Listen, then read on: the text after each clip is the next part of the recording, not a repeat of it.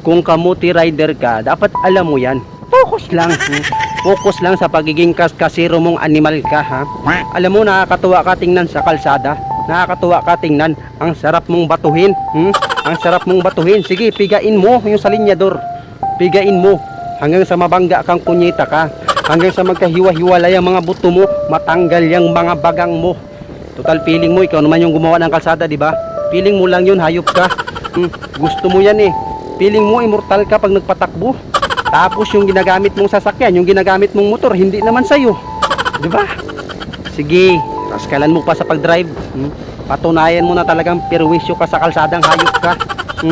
Pag nasagi ka, makakabayad pa kami. Pag nadisgrasya kang, hayop ka.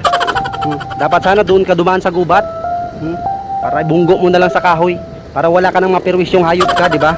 Alam nyo, may mga kaibigan tayong ganyan. Yung tipong pag sumakay ka, mapapakurus